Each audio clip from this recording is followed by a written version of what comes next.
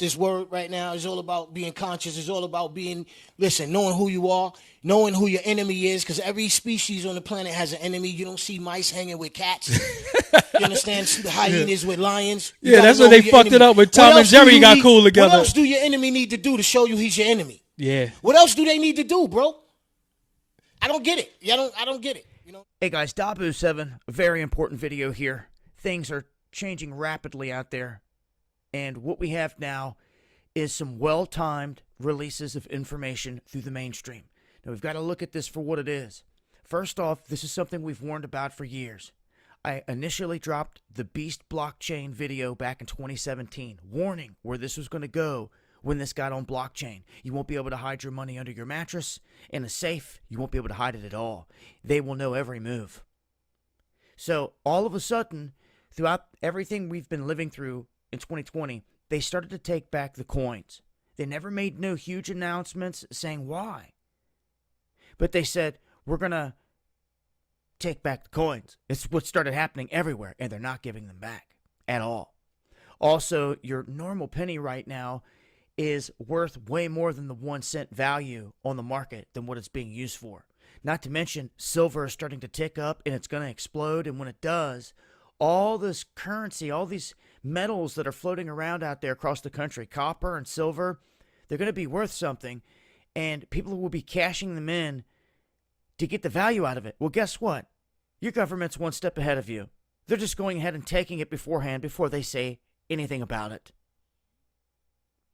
This is huge. And what we said when they started taking back the coin is that you wait till the fiat goes. They're taking your coinage now and not giving it back. You just wait till the fiat comes. And everyone's always been talking about the death of the dollar, and rightfully so, trying to get a beat on what's going to happen. But what we're seeing here is about to be the death of fiat. Do you understand this? Let this sink in. Not just the US dollar. You're talking fiat currency globally is about to get wiped out. This is a huge move. Huge. And they're not saying a word about it? Of course not. The way that they're playing this is so slick and so smooth. All the lemmings out there in society aren't even asking any questions. It's like boiling the frog. It's happening in such slow motion that it's working to their advantage, and the people don't even realize what's going on. So, not only is this about to happen en masse, they're saying that the use case for cash is plunging. And that's all they got to do is control the narrative, control the headlines, and say this and that, and they'll push it, and the lemmings will accept it. So your biggest enemy is all the lemmings around you accepting what the totalitarians are enforcing on us all. You realize that, don't you? How dirty is our money? The onset of the coronavirus pandemic is forcing institutions around the world to rethink about one particularly germy surface: cold, hard cash. This is going to be hard to hear, but according to multiple studies, microorganisms found living on the surface of cash and even credit cards range from mouth and vaginal bacteria to flu-like viruses. But what if you can make your daily purchases without touching a thing? Welcome to Sweden, where thousands of people are inserting tiny microchips under their skin so that they no longer have to carry cash, IDs, gym passes, and key cards to get into work. I have 2 microchip implants, one on the right and one on the left. I got the micro implants because I wanted to be part of the future. I don't need keys, so I'm able to actually open the doors with my hands. These tiny chips are about the size of a grain of rice, and they're implanted into the back of the hand with a syringe. And so far, about 3,000 Swedes have gotten them implemented. So in Sweden, you can actually use it to put your train tickets inside. You can actually use it with Scandinavia's biggest gym chain, so you don't actually need to show your membership card. I use it personally as a business card, so you can actually put your phone on my hand and then my LinkedIn pops up. So who's behind this technology? This is Hans Sepian-Sjöblad, and he's the CEO and co-founder of Disruptive Subdermals. They're one of the leading companies when it comes to developing microchip technologies.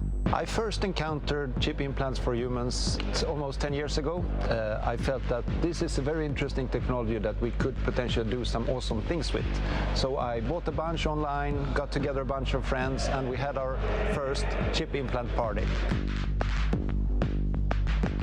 The number one reason for getting an implant is simply convenience.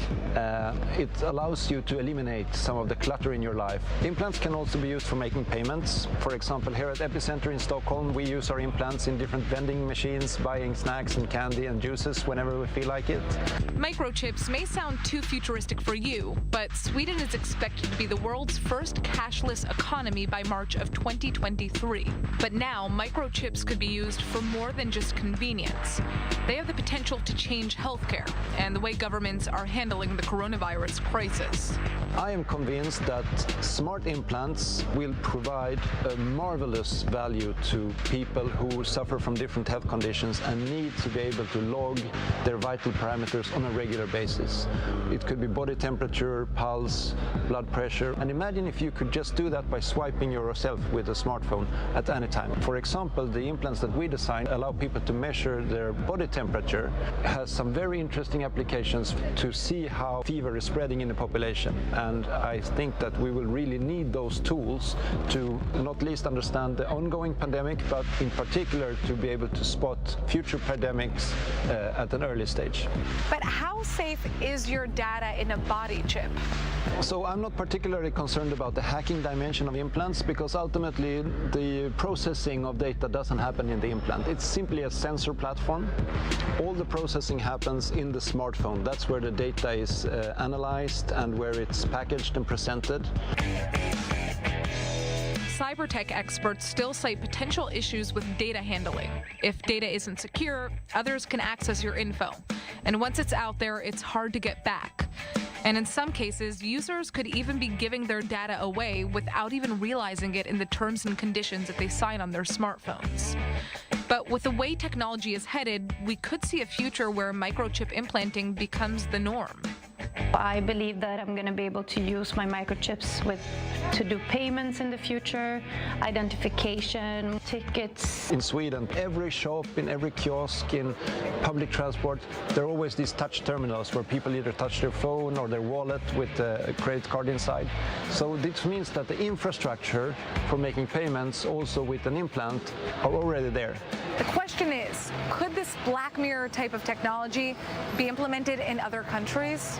Han's ultimate vision is to take health microchips to developing countries where healthcare systems are less developed, so that people in remote areas with limited access to hospital facilities can just send their health information to doctors around the world to receive diagnosis.